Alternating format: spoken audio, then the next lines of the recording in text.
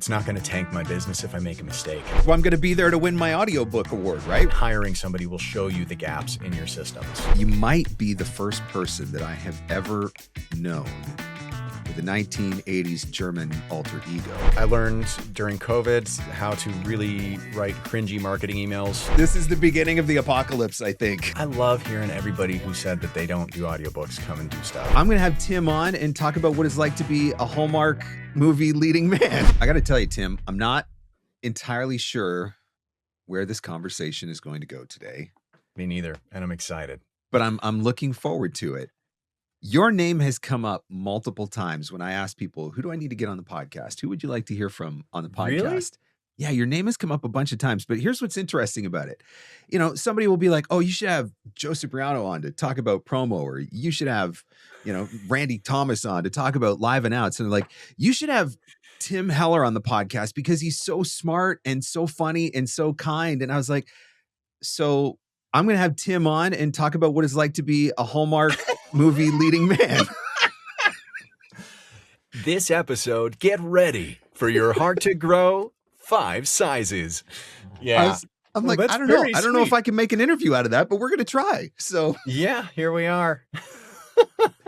It's interesting because I've heard about you so much. I don't know that we've ever met, though. I mean, maybe we've crossed paths at like Bio Atlanta or something like that. Very, very briefly. Yeah. And like, hey, man, thanks for being so nice to Sam Damiano and helping her with so much out. And like, so it's been that as well. But obviously, I've heard lots about you from Sam, and just your reputation precedes you. So it's yeah, I'm really excited that we get a chance to hang out, and thank you to anybody who was the bug in Marc's ear that thinks I'm nice and funny and kind. If you want to text me, my phone number is 91. I'm just kidding. But thank you so much. It's so kind. I appreciate you having me on. I'm really excited. I will tell you the one thing that when I was trying to do research, and by the way, I don't know how you have managed to build the business that you have built and still be, you're like almost a mystery online. Like, really? I can find you. I can find, you know, I find social media or whatever, but I was like trying to find out about Tim. There's so little out there actually, but there were a few things that popped up. And I'll tell you, one of the things that popped up was I need to know more about the dorky musical theater kid that still lives inside of you. Marc, that's on my rider is the only thing I will not talk about. I'm just that kidding. Was the one thing. That's the one thing. I have two daughters who used to be in dance, and I used to have to go to all of these dance competitions and stuff. Oof. And, you know, and when they were intense. quite young, and a lot of it, I'm like, oh my gosh, why am I sitting here for this? But the musical theater kids were always so awesome. I loved watching the musical theater kids and doing all the things that they're doing, you know, do Mary Poppins and all this cool stuff. And I was like, oh, Tim's a musical theater. He says there's a dorky musical theater guy living inside of him still. I want to know more about that guy. Yeah. All right. He's lonely. He's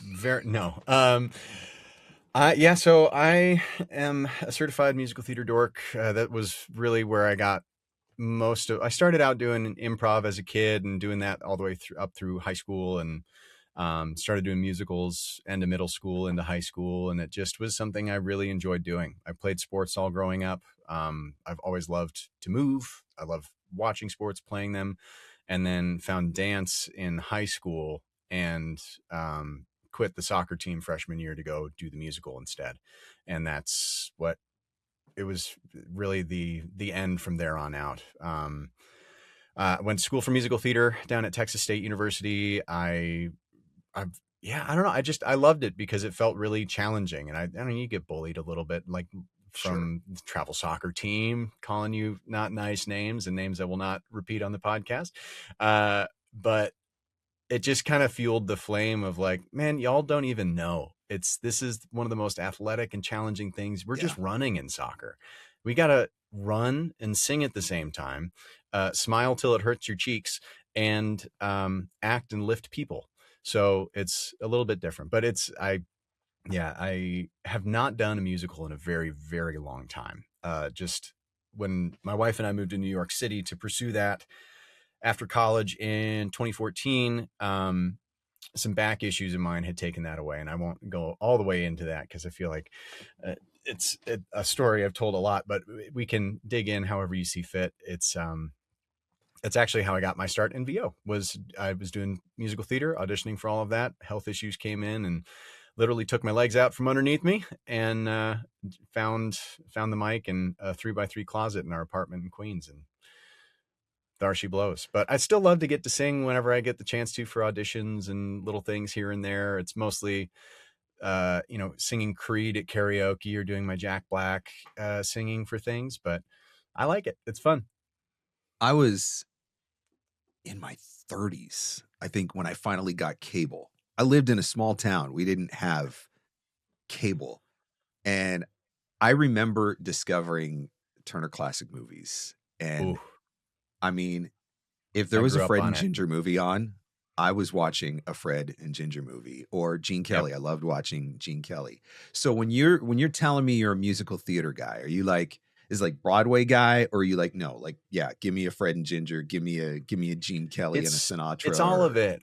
all of it? I started to fall in love with it as a kid. I watched TCM with both sides of my family's grandparents, and they were always just, all those movies were on all the time. I Yep. so vividly remember seeing Singing in the Rain for the first time and just being Oh like, yeah. wow, somebody can do that with their feet. Yep. It was, yeah, I mean, everything in it. It was just, I wanted to do that. I wanted to be part of it and do it. And it's a hard and brutal industry, but it's really fun. And I don't know, it's the Broadway shows too. I'm, I've been so far removed, it feels like, for so long that, like, I don't even know what everything is that's on Broadway right now, but I still have friends in shows, various shows here and there, and I still like to consume it all. And right now, I mean, if you can consider it musical theater, it's musical TV, K-pop Demon Hunters on Yep. nonstop in my head, like I'm an 11-year-old. But it's fun. It's a different way of storytelling, and when done well, it really is, I think, a just purely from, like, all of the music, like a vibrational standpoint, if we're going to get a little crunchy granola and sciencey at the same time, but just having all of those people in one room in the audience, and then you add the orchestra when you have the opportunity to have a live Yep. orchestra, and all the bodies up on stage. And when you're singing is a wildly vulnerable thing, especially if you're like me and you get really self-conscious about the way you sound all the time. But it just changes you. It's a different experience. It's almost spiritual. It's like going out in nature. You can feel the vibration of the world around you in a different way. And when you're in a shared experience with people and you're witnessing people who have this gift of singing and storytelling and acting this way, it's really special. And so it was hard not to follow that shiny object. Have you seen Spirited with Will Yes. Ferrell and Oh Ryan my Reynolds? gosh. You can kiss The my dickens, son. the first time that I watched that, I was like, this might be one of the greatest Christmas movies that has ever been made. And I can listen to that soundtrack in the car when I'm driving. And I still, every Christmas, I will put that soundtrack on. And I mean, I'm not an emotional guy. I actually talk a lot about the fact that I'm completely emotionally stunted. I think, 17 years on a fire department, repressing all of my feelings and everything. And I will listen to that soundtrack, and it just brings out this And emotion in me, right? And makes you I want to like, make a ripple. yeah, yeah. I just think that we don't spontaneously break out into song enough. Like, and I say that, it sounds like a really, sarcastic, smart thing to say, but I like, man, it's the Muppets, It is. right? It's fun. It's something that my wife Jess and I do all the time in our house. Anybody who has a dog or a kid and you're singing to it, we're making stuff up all the time. Right now it's the Demon Hunters songs with replacing everything that rhymes with Stu, our dog's name.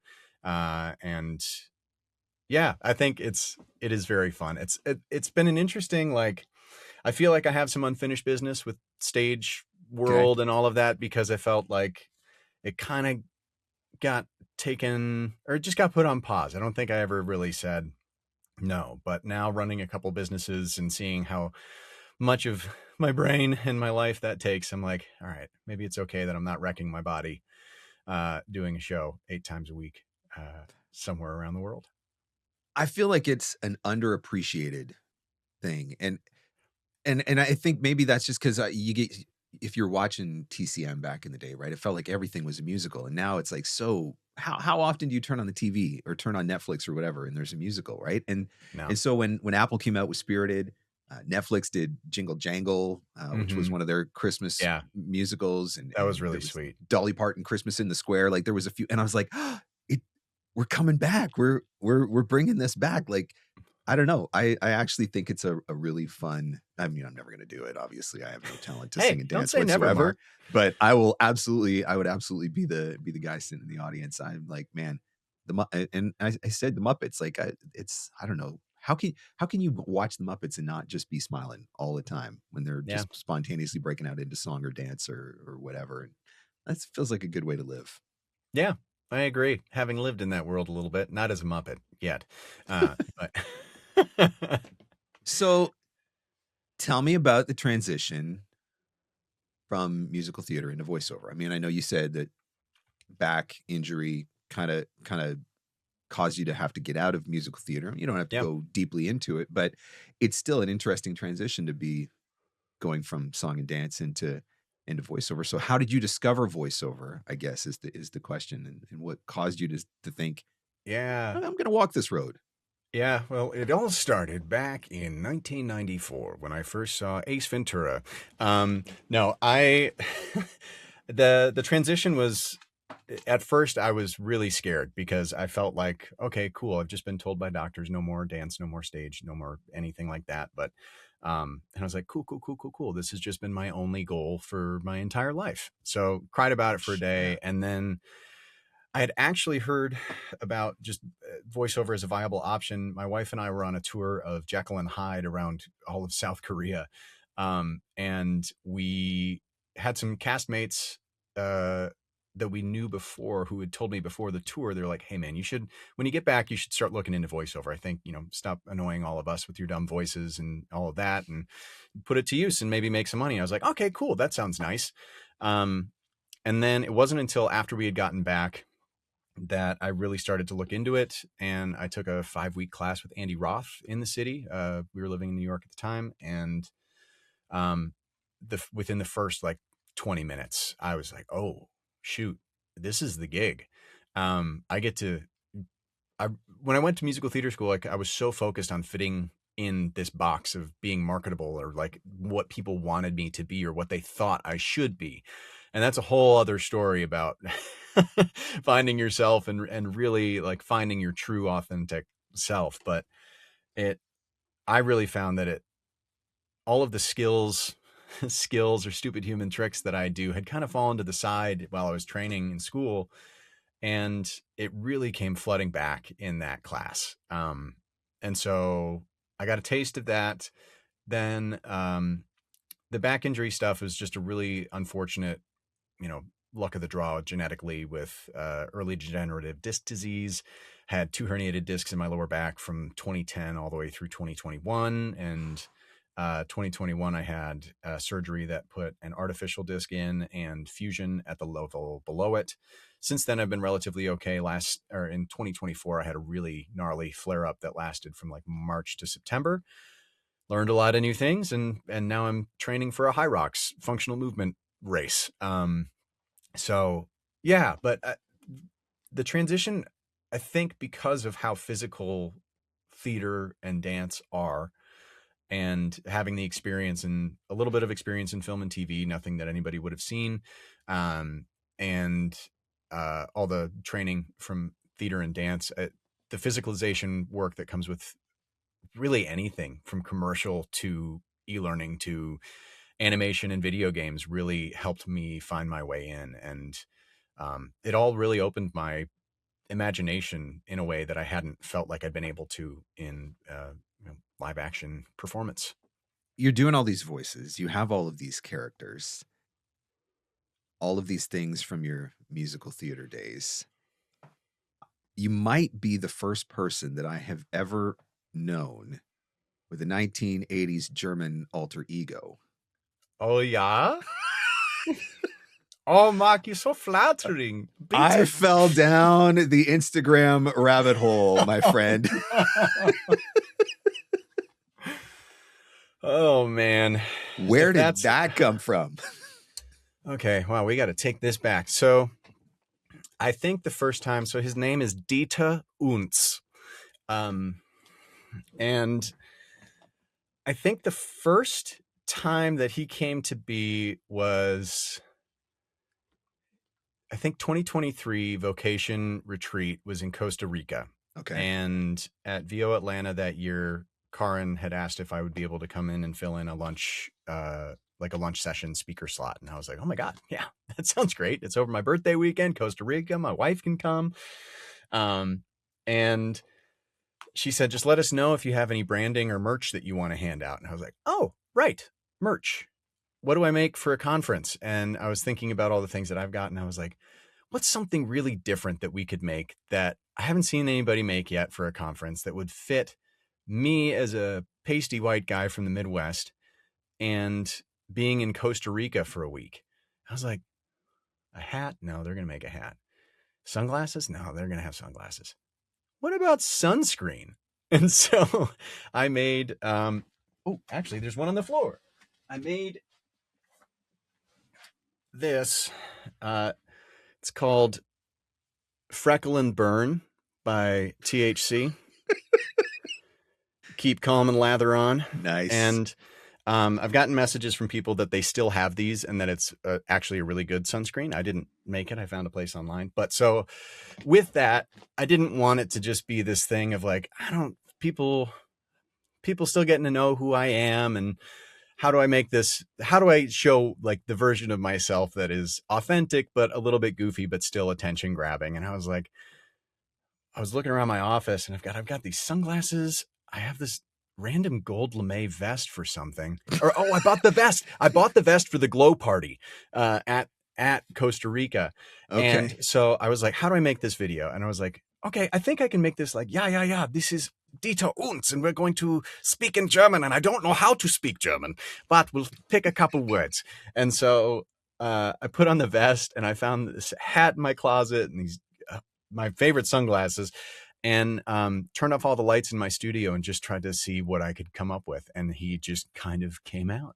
And now it's a whole thing in our little VO, our corner of the VO world of VO Atlanta and OVC and stuff like that. And Bridget Reel said that she's collecting all the THC Infinity Stones of merch, like the clicker. And so I made that one as well, which is a dog clicker for audiobook narrators for the Audiobook Bonanza side of my company. Yep. And yeah, I made some doodle sticks and a coloring pad for my talk at One Voice, which was just doodle sticks or just crayons. It's finding things that finding everyday things. It's all in how you can I market make this really dumb like me? So that's been a really fun random thing, and I'm hoping it. I also have been able to put it to use for money as well. With I got a text from a friend who said their agent was looking for somebody who could yodel and have a Swiss German accent for a couple of ski spots for some slopes out west. It's a very I was specific like, direction. well, if that's not freaking me, then I don't know what. So I ended up booking it, and they were like, okay, so can you do some like professional level yodeling for us, like some faster stuff at the end of this? I was like, I can try. But yeah, so I don't know. I've been really trying in the creative process to just like not take myself seriously, but whatever I do put out there, let it be polished, let it be a cohesive thing. And Unz is one of those things. And if you know Leah Hoffman, her daughter Sila calls me Uncle Unz. And so Uncle Unz has been making the rounds at all the conferences. Yeah. I have a feeling there's going to be a few more people going and checking out your Instagram who, boy. if they weren't already familiar with this, I felt I'm not really like one to fall down an Instagram rabbit hole, but I fell down your Instagram rabbit hole for a while, and I was like, this guy's crazy. I was having a lot of fun. Fun is what we're going for. Yeah, there is some serious creativity on there, no question about it. Thank you. You mentioned that you've found a way to turn some of this into money, which that happens to be one of the other things that came up about you, other than being the Hallmark leading man guy, but also being very entrepreneurial. I want to learn more about that. Where did the entrepreneur side come from? Because You know, usually the two yeah. things are different, right? The creative and the an entrepreneur, they're like opposite sides of the brain. So to have both of them and put them together, where did that start? It honestly, it all felt like kind of an accident. When we were in New York and I was looking at people on Broadway and our friends on Broadway, and there were a couple of people in the industry who had been ensemble members and in the chorus for a lot of shows and have just, or would go out on tour and bank, and then they would start a side business. I was like, oh man, I wish I was smart like that, or I could do that, or had the opportunity to make that much money to start a business. Um, and which is very obviously not the entrepreneurial mindset. And then when I started doing voiceover, I started seeing, I started feeling this sense of agency that I felt like I'd been missing over my own creative career and my own income and all of that, with going out on auditions for shows that would pay me, or for contracts that would pay me $300 a week to not sleep in the same bed as my wife and do 3 shows in rep and make, nothing. Um, and so when I started seeing that, I was like, great, I can just do more and more and more. And then it was like, okay, now how can we do more smarter? Then COVID hit.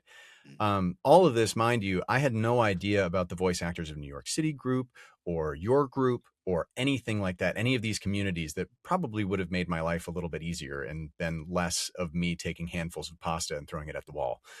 Um, but I learned during COVID how to really write cringy marketing emails for myself, and would just write 50 of them a day. I'd pick a Yep. city and a genre and just go.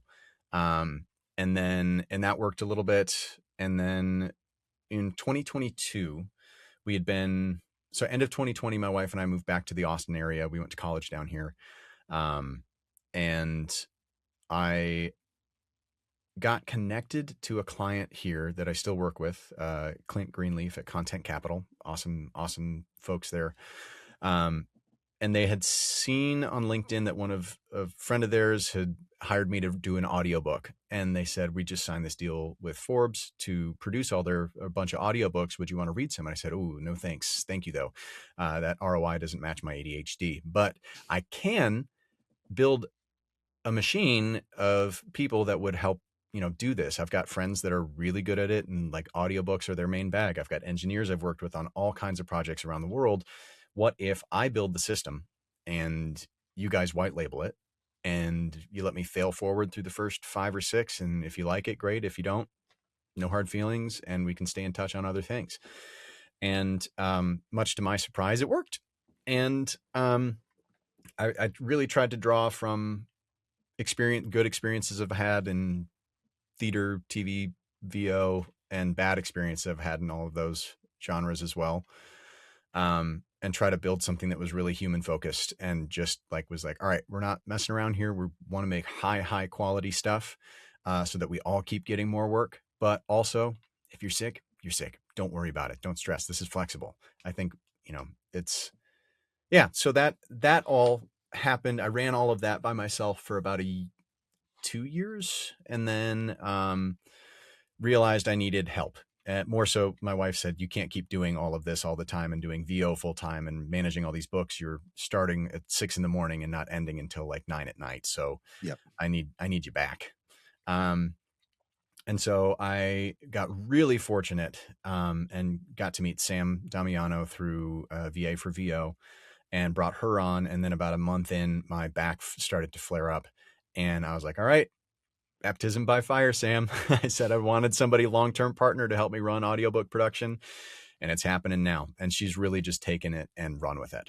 And she's also pushed me to become a better entrepreneur and a better CEO, of learning how to shift what my duties are day to day, and learning more so how to let go and get out of the business and just be like not in the business, but on the business, and looking at the bigger picture of things. And so now that's starting to shift with just talking to other people and joining an entrepreneur group here in Austin. When we first moved down here, no one was in the creative industry. It was all tech, finance, Yep. crypto, all of that. But it really opened my eyes to different ways of thinking, as like both good and bad, and showed me how I don't want to operate and how I do, and what it takes to reach a certain level. And while nobody's doing what I'm doing exactly in those groups, you can take what works and save the rest for later, which is what I always like to tell people when they're getting started in VO and all the different inputs that come in. I don't know if you know this or not. I'm sure you probably do. Sam's probably told you, but part of what I am famous for, maybe that's not the right word, but from the very beginning, I've swore that audiobooks was the one thing that I would never, ever, ever do. Like, I would not even She look at it. told I me. wouldn't consider it. I wouldn't think about it. I have massive respect for audiobook narrators, and I have always talked about that. I think that it takes a special kind of person to be an audiobook narrator, and I don't think that I'm that kind of person. But now here I am. I've submitted a couple of Mm-hmm. audiobook auditions for you, and it was the Forbes thing that Yep. did it, because Yep. I'm actually that guy that reads Forbes magazine cover to cover every month, Hell and yeah. always have. I mean, when Apple News Plus came out, I was one of the first guys to sign up for the subscription so I could get access to Forbes and Fortune and Inc. and Entrepreneur and all of these magazines. And I was like, okay, there's no scenario in the world where I would ever do audiobooks. But if I was going to, Yeah. it would be nonfiction, it would be business books. And when Sam first mentioned it to me, I was like, are you, no. And Not now I'm that like, same I way. don't know if she's told you this part, but I was like, Sam, you know what's going to happen in 2026? She's like, what's that? I said, we're going to fracture the collective mind of the entire industry. I said, not only am I going to book an audiobook, but we're going to win an award for an audiobook in Hey, 2026. And we're your lips literally to going to God's melt ears. down the whole industry. Man, Mark's on an audiobook. Yeah, This is the beginning of the apocalypse, I think.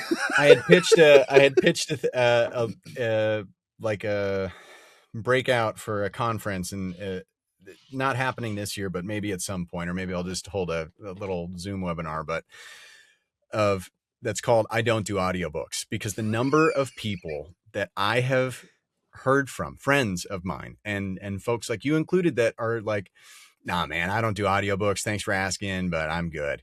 That are now doing audiobooks with us or elsewhere. I remember talking with, do you know Rob Morera up in New York? Mm-hmm. He and I were pretty close friends early on. And I had asked him, he was one of the first people I'd reached out to, because I was like, hey, I think you've done some books. And he's like, I don't do a whole lot, but I'll do a couple here. And now he's like the fourth wing guy.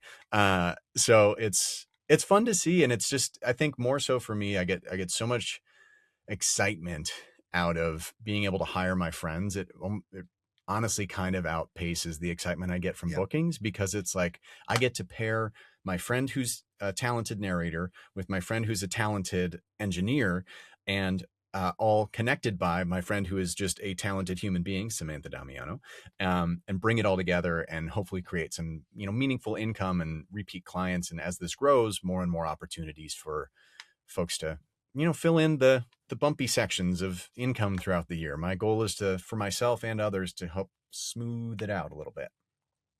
One of the things that I have always said about this industry, regardless of what genre, is when you connect to the script, regardless of whether it's a commercial or an e-learning or a medical or an audiobook or whatever, but when you connect to the script, it makes it so much easier, right? Yeah. When I'm going in and I'm talking about something that I would normally have a conversation about, or I have some sort of connection to, or whatever. And that's one of the reasons why I think I always enjoyed e-learning so much, because I'm that guy that wants to sit down and learn something new every day. And I'm sitting here reading e-learning scripts on cybersecurity or advertising or all these things. And I'm like, man, this is awesome. It's like, I just loved it.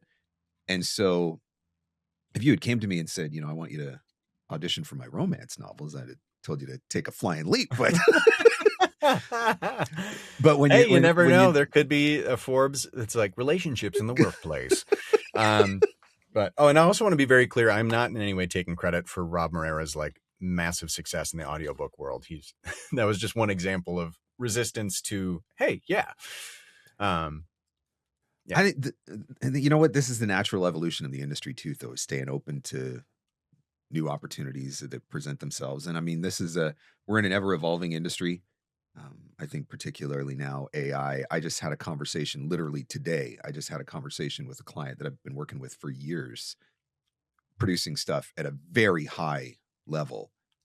The kind of person that you would never think AI would be a factor. And she's like, I hate my job. I hate my job because it's become AI, and that's all they want is AI. And and this is not what I want to do. And I'm like, oh my gosh, because my whole thing all along has been, okay, well, AI is going to probably take the lower end, right? It's going to Hmm. cannibalize the lower end, sort of like Fiverr did when it first came onto the scene. But the really high level, high budget creative stuff that's, running at network levels and stuff like that, that's the stuff that's going to be safe. And I'm like, that's exactly the kind of stuff that they're doing. And so part of what I am on the lookout for, and I think every voice actor should be on the lookout for, is where is the opportunity? Where will the opportunity to continue to exist? Um, if audiobooks is one of those places, yeah, I'm going to sit down. I'm going to look at audiobooks. If it's Yeah. something else, I mean, I'm diving deep into commercial right now, working on commercial coaching, working on a new commercial demo because it's not an area that I've focused on a lot in the Mhm. past, but there's opportunity there, and so it's staying open to what may be out there. But yeah, never in a million years did I think that I would And I'd be like to say too that auditioning for audiobooks. this is not blowing smoke, but Sam had written me an email. She was like, "Hey, would it be okay if I like had Marc Scott submit on this?" I was just like, "Listen, anybody that you want that you think is good, send them through. We're gonna listen and give everybody a fair shot." And I was also thinking like, "Oh, of course, like that would make sense. Mark is like the VOpreneur." So and we got your auditions in, and she sent me the breakdown after the first pass, and she was like, "I left Mark's in. I think it's really good. I just want to get your thoughts on it." And I went in and listened. I was just like, God, he's freaking born to narrate these titles. So and at the end of the day, too, it's not up to me who gets the job. And Yep. as I know, a lot of talent know, but your reads are super strong, and there's no reason not to be doing audiobooks, except if it feels like pulling teeth and you don't like doing them, then, then you And don't. that's it. And when I opened up the first couple that she sent and I started reading, I'm like, okay, I would sit down and read this book. Like, Yeah. this is the type of book, if I was going to the library or I was shopping on Book Outlet or looking at something from Amazon, and I'd be like, this is the kind of book that I would absolutely pick up. And so it's been interesting to be on this journey. It's Yeah, it's been awesome. I love hearing everybody who said that they don't do audiobooks come and do stuff. And also the people who do audiobooks really, really well and on a regular basis. I'm learning constantly and just trying to make the whole process start to finish feel fun and easy, especially for people who don't do audiobooks, and try to make this a really accessible thing, because you hear horror stories about, or I've heard, mildly horror stories around actors who are getting paid $100 per finished hour to narrate and pay an editor or edit yep, themselves and yep, master everything when they don't know how to do that. And it's yep, really rough. And yep, so I was like, no, actors should be coming to the booth and just doing that job. You need to make sure that you have your space. We need high quality recording, and we can hear it the second you start recording.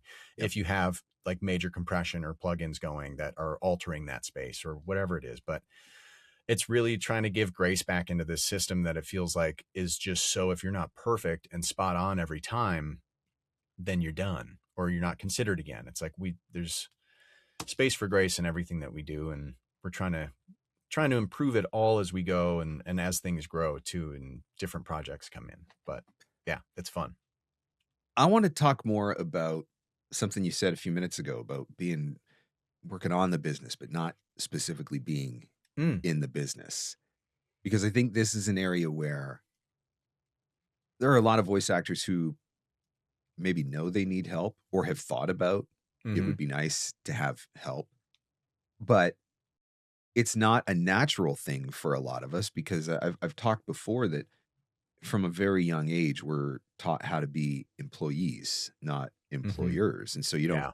the idea of hiring someone is like, what? That's so foreign, or thinking that you're in a position in your business where you could have an assistant or whatever.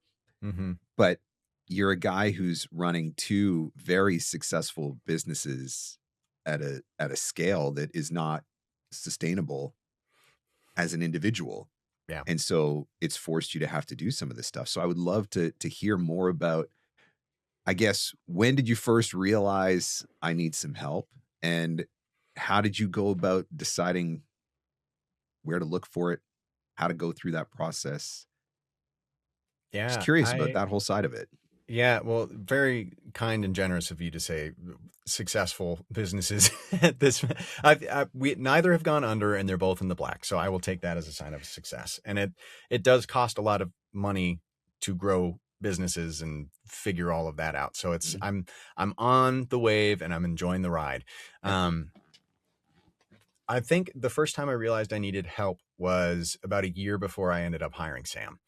I was looking at everything, and when my wife was talking to me about like, hey, you need to kind of figure out how to do this and not so much time during the day. Yeah. I think honestly, it was that March of 2024. I was doing Mandy Fisher's web conference that she did after VO Atlanta. And Brad Highland was on there and talking about his how Miranda was helping him with his day to day. And I was like, hey, could I book you for an hour to just pick your brain about assistance and stuff like that? And he really encouraged me to just go for it and just know, like, I was so afraid to part with any money, thinking that like, oh my God, I feel like everything is just going into credit cards and bills. And I've got credit card debt because it takes clients forever to get money to me. And and we have a house, and houses are always breaking. Yes. But it was that kind of push out of the nest that I was like, you know what? I'm going to try this for a year. Or even, you could even say to yourself, I'm going to try it for a quarter.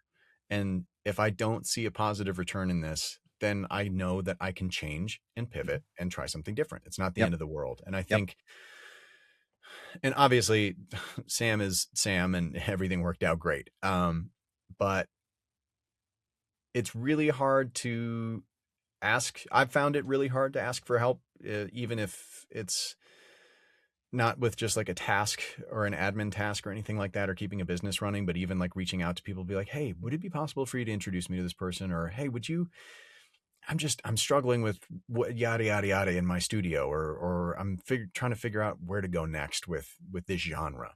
And I've always just been kind of somebody who'll figure it out by myself and just do it. And it's not the way to do it, friends. There are some things you do need to do that for, but it's not always. But yeah, it's anybody who's feeling like they're struggling and they need help. It's really, I thought I was organized for an ADHD person, but I really was not. And hiring somebody will show you the gaps in your systems and show really, like, I have learned so much about time management, communication, learning how to really streamline things and eliminate unnecessary steps and tasks through all of this. And now that my wife Jess is on, and everybody who's listening to this will eventually get to meet her as well as we come around to all the parties. She's stepping into it, and that's also bringing a whole new level of learning and exposing really where, like, I really shining a light on where I need to improve as a leader and a friend and partner in all of this. Just because my goal with this is to build this to a point where if somebody were to say, hey, I want to buy this portion, I want to buy Audiobook Bonanza from you, that I'd be able to say, yep, great. Here's the Bible. Here's SOPs. Go. And now obviously that's a lot easier said than done. And I'm really, really fortunate that Sam has been on the team for a while. My wife is just wickedly smart and so organized, and having those different perspectives come in to look at your business too. Even if it's somebody that you see once a month, you could have, an assistant come in and just be like, hey, all right, I need you to look through my email systems. How does everything look? Great. No, bad. Great. Let's fix it. And we'll move on. There's something to be said for having that outside perspective. And I think every one of us needs that. I mean, I'm the business and marketing guy. It's literally what I teach voice actors to do. But every once in a while, having somebody on the outside look at what I'm doing because I'm too close to my own stuff, helping me to find a gap that or an area where I could improve or something like that. It's there's so much value in that. I get nervous about talking about Sam too much though, because I'm worried that other people are going to try to steal her. So we got to be careful about talking her up too much. Yeah. Anybody out there? Sam is. I can't say anything bad. But so it's not just finding a Sam, but it's really, it's taking a good hard look at everything that you're doing, and a good hard look at where you want to be or what you want to be doing. And being really honest with yourself about what it takes to be there, and that outside perspective. It's hard when you have worked so hard every day to build this little thing. to Mhm. have somebody come in and say, and you're like, hey, look at this thing. Tell me how it's working and how it's not working. And I really hope you say it's working really well. But it's it's hard to take that advice, but it's so necessary if you want to grow and you want to see the success or reach the next level of where that is. And everybody has a different level of success. Um, and and I have this annoying voice in the back of my head that says, you got to keep going until you hit the top. And it's like, well, what's the top? Yeah. But What was the first thing that you decided to let go of? Was it something intentional? You were like, I can't do this anymore. I don't want to do this anymore. Or was it something where somebody came in and said, I can help you with that? so when I was initially interviewing for assistant, I hate calling Sam my assistant because she's not that. She's such a close friend and she's a wicked talent and she's a true collaborator.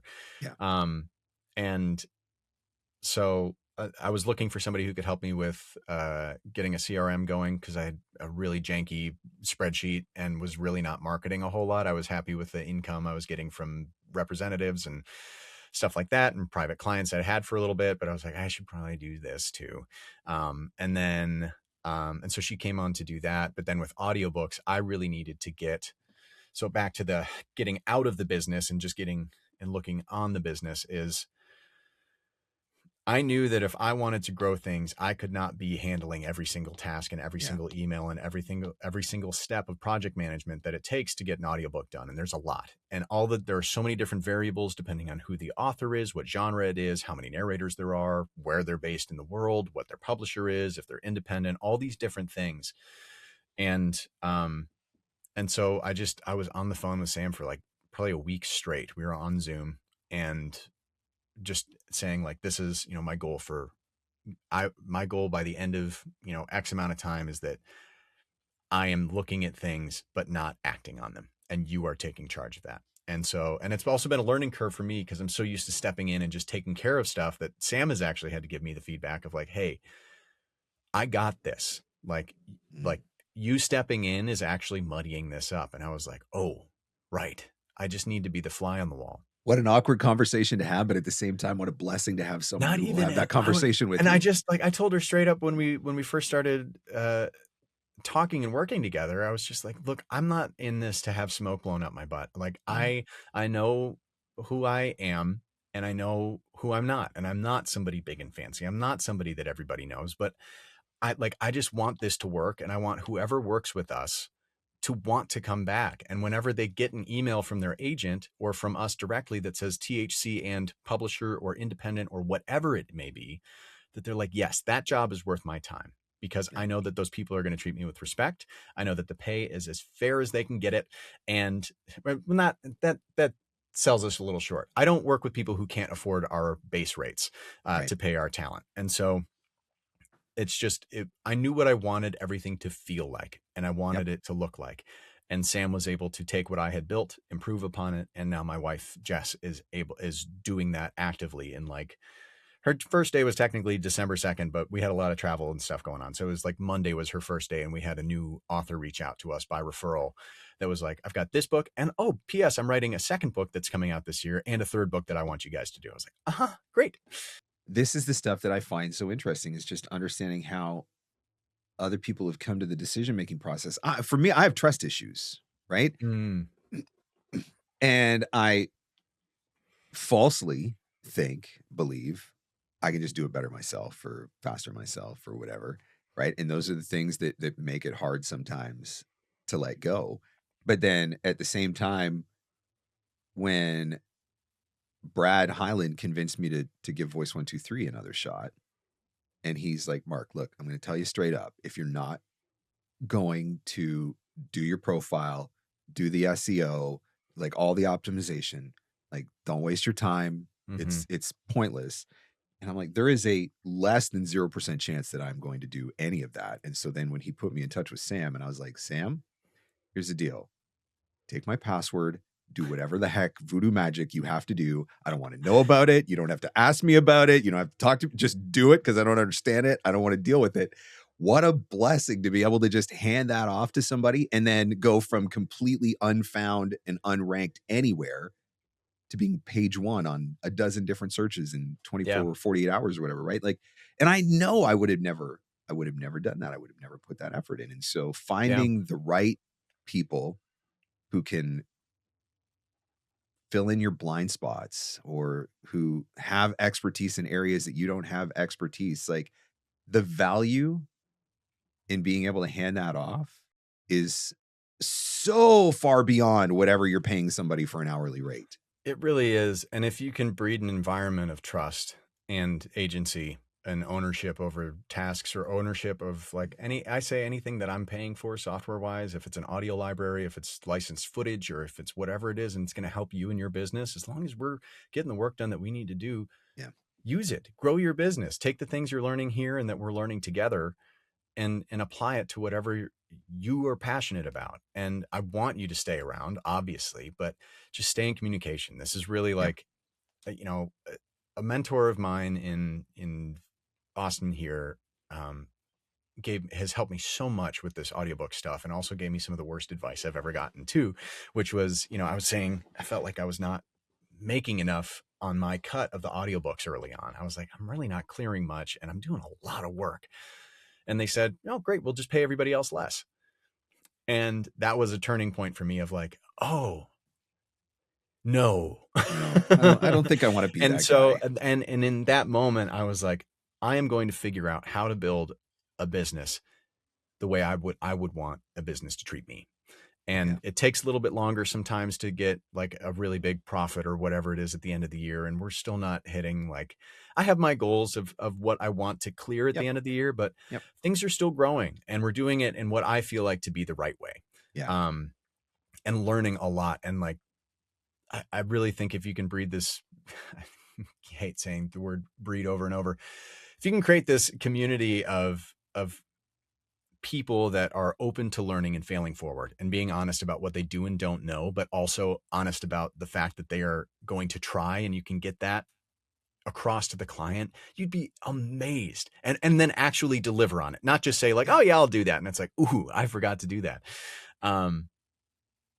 Just the honesty of being like candid with people about what and who you are and what you can and can't do is really important. It's been fun. It's been frustrating at times where I'm like, oh, God, I really wish that I could have been smart at something else that could have made me an overnight success. But the more I'm in this, the more the process becomes enjoyable. It's still scary and fun and beautiful and terrifying at the same time, but you get cozy with the process of things. There's a And satisfaction in growing your own thing too, right? yes, And that yeah. comes and it takes time, but there is a satisfaction in being able to say, I did that, I built that, I started that from nothing or whatever.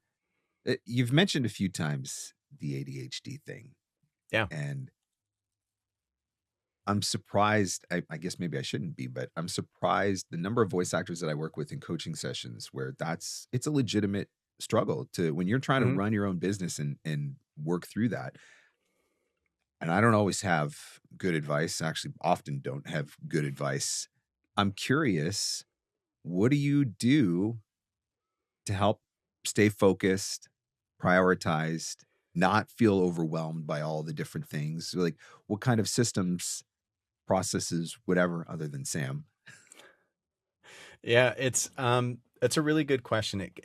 It's continuously developing, but I've tried a little bit of everything. It's the hard thing about, I want to say this first, is that like, I know that there are a lot of people out there being diagnosed with ADHD or self-diagnosing because of TikTok and Instagram and the algorithm Mm. saying that you have it, and whether or not you've been diagnosed or not, and you feel like you're struggling with this stuff, like Yep. this is hopefully helpful for people, and please go talk to a doctor about it.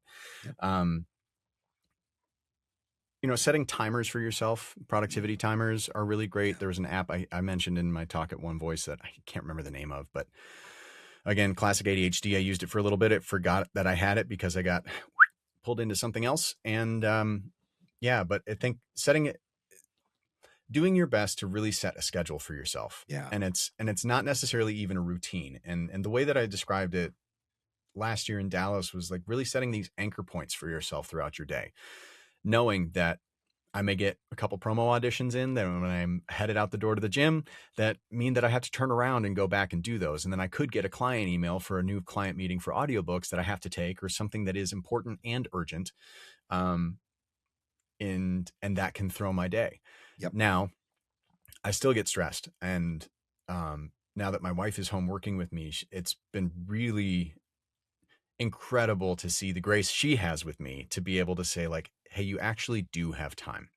You just have to plan it a little Yep. bit better. Yep. And that made my brain explode for a little bit. I was like, what do you mean plan it? I can't plan this. This is everything's all around. She's like, no, you can. And so trusting yourself that you do have the capacity to plan something, and it doesn't have to be like, oh, hey, good planning. It doesn't have to be that you stick to the same schedule every day, but just making sure that you get outside, go Yep. touch grass, go move your body. Again, great to move your body, as the Yep. screen says here. Go sweat, go read a book, get off your phone, I'll do, like, micro distractions here at the desk of, like, watching friends' content or reading something on news. But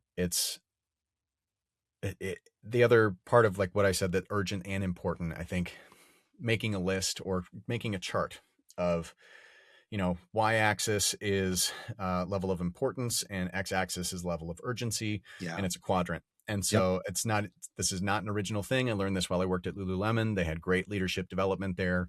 And it really helps look at, okay, I've got 20 auditions in my inbox.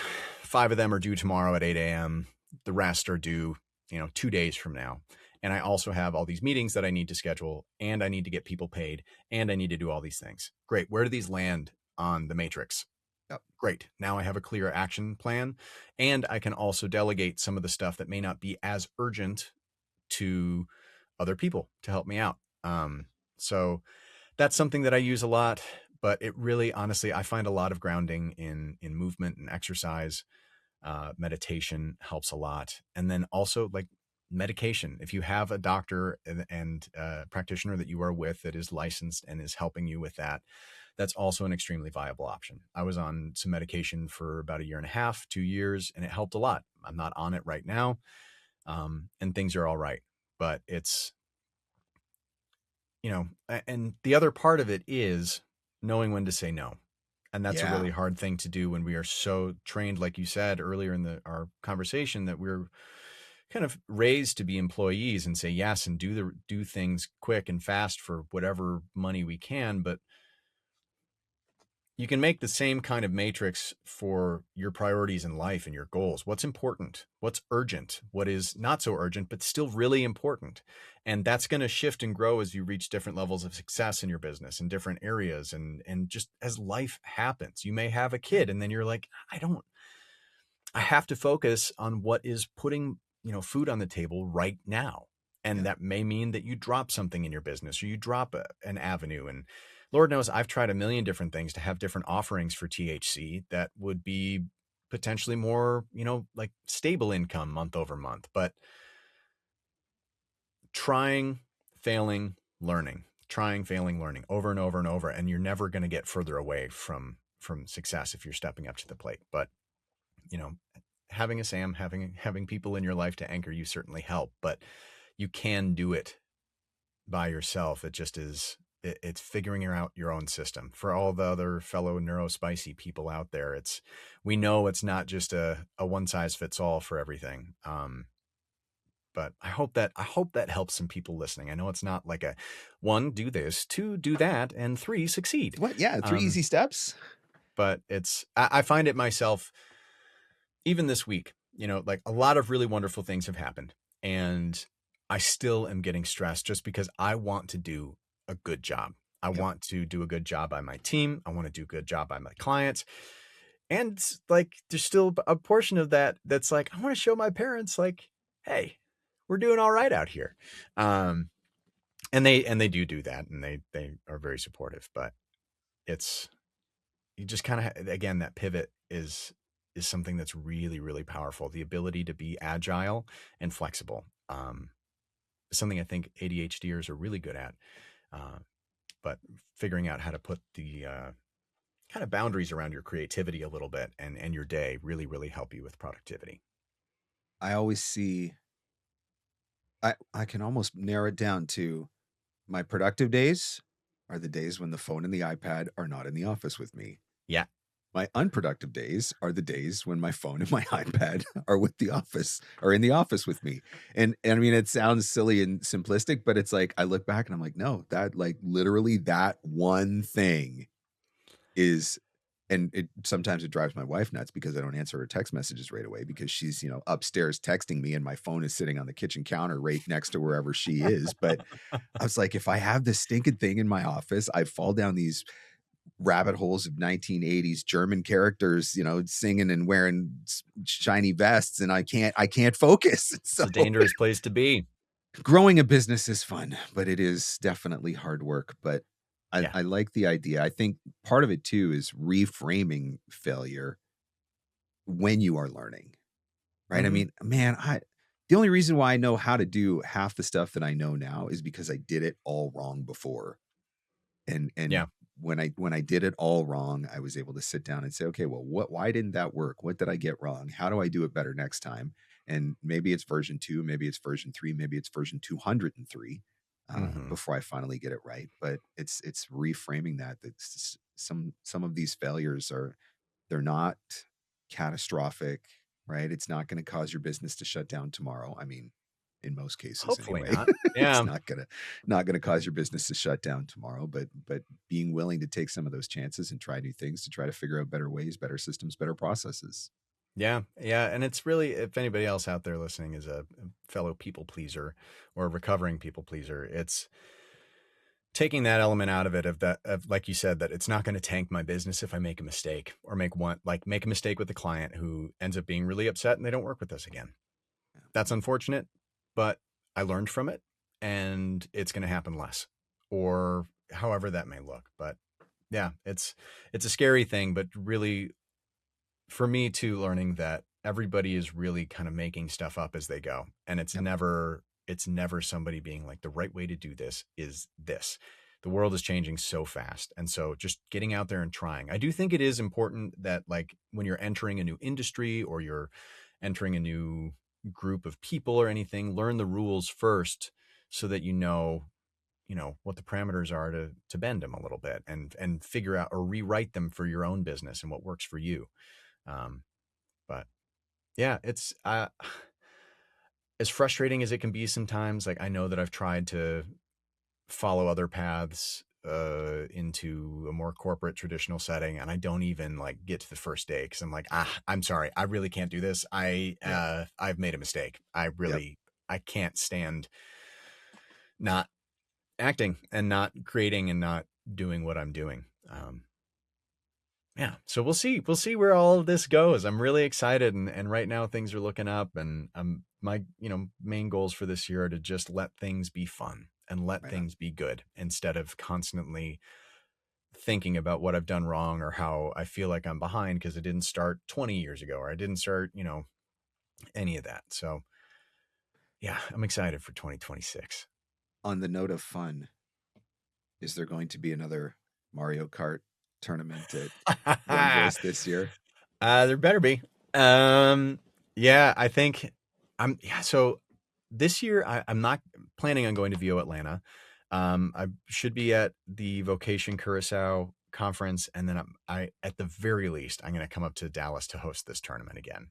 This was something that was born out of my first year at OVC. I had no idea that the awards were not part of the programming for your ticket. And so I was like all excited to get dressed up and go celebrate some friends. And they're like, oh no, the ticket's like $400 for dinner. I was like, great. Can I borrow a TV and play Mario Kart with some people and order pizza? And they said, no. So, I hung out by myself in my room. I went and got a pizza, and that was my evening. And after feeling like that really stunk, I emailed them ahead of time and for the next year and said, hey, I really want to do this thing. I've talked to people. I can get, you won't even know I'm there. Just let me, if you give me access to the room, we will set up, break down, and leave it better than we received it. So I think they were kind of a little nervous about it and said yes. And then we ended up having like 64 people show up. And so it was an overwhelming success and so fun to just be in a group of fellow nerds, just having fun. And everybody's having drinks and pizza and playing games. And I had a prize for the winner. And then last year we did it again, and it was even bigger and better. And really what makes those tournaments is how much people lean in and how excited they are to just like have an opportunity to not be worried about like the work side of things. It's just connecting with your friends and meeting new people and being silly. And, you know, just, it really was, it felt like a basement party, you know, growing up. It took me back. I saw the videos of it on your Instagram, actually, and it took me back to when I was a youth pastor, and I used to arrange for Super Smash Brothers tournaments, and everybody paid $5, and in the end, whoever won the tournament walked away with the GameCube, and we'd play on like like a 20-foot screen and sit there all night eating pizza. And I was watching the tournament. I was like, oh my gosh, we had so much fun when we used to do that. And so it brought back some good memories for me. And I was like, man, that would be a lot of fun. That Mario Kart. And come on out. I'm planning on doing it again. It's my year this year is a little different than the past like 3 or 4, just because audiobooks is growing, VO is growing, and I'm trying to really be intentional about where I'm spending my money in terms of travel, just because my wife is also not working at her retail job. That was kind of our little bit of a safety net every month of 2 paychecks, no matter what. And so, you know, if I end up getting a couple, stacking some SAG campaigns, that would be great. And maybe I'll show up at a couple of extra things, but also trying to really be there in the author world as well, after going to a conference in Vegas in November last year for independent authors. And so there's not enough time, and I don't have enough money yet to go out and be at all the places I want to be at and learn all the things I want to learn, but we're doing what we can when we can. Right on. Well, the Mario Kart thing makes me want to come to One Voice. So great. Well, we'll get you there if you're gonna. I mean, we'll have to go because I'm going to be there to win my audiobook award, right? Remember? So yes. Duh. Yeah. So we'll have to make that happen. Tim, this has been awesome. What a fun conversation that definitely did not go where I wasn't sure where we were going to go, but I love where we went. Yeah, I love where we went. And I think that some people are going to learn some things from this, because I mean, we could all use a little bit of advice when it comes to growing and scaling. And Lord knows I've messed up a lot. If somebody wants to reach out, get connected, you're probably going to have 1 million people that want to send you their audiobook demos now so they can get on your. That is one thing I would like to say here kindly is we don't keep really a running roster, because this is not trying to be gatekeeping or exclusive or anything at all. This is purely because I don't want anybody sitting on a roster not getting opportunities. Mm-hmm. And so this is something that I've been very intentional about. And it's, you know, we have some people on there that we know have great setups and who are really, you know, who we know and trust with new clients of ours. Yep. And we mostly cast through agents. So please do not send me or Sam or my wife your demos right now, and keep an eye on social for when we do end up opening that up at some point in some capacity, or keep an eye on your email if we reach out, because we do want to be intentional about this and not just have people like emailing us saying, hey, when am I going to get an audition? When am I going to book one? I want to respect your time, like everyone's time and ours in this process. But I'm waiting for the webinar. So you don't want to do audiobooks or whatever. So you don't do I don't do audiobooks. I don't do audiobooks. I'm waiting for that one. So let me know when that happens. Yeah. But if people are looking to reach out or connect at all, my site is timhellercreative.com. That'll also take you to audiobookbonanza.com, which is that branch of THC.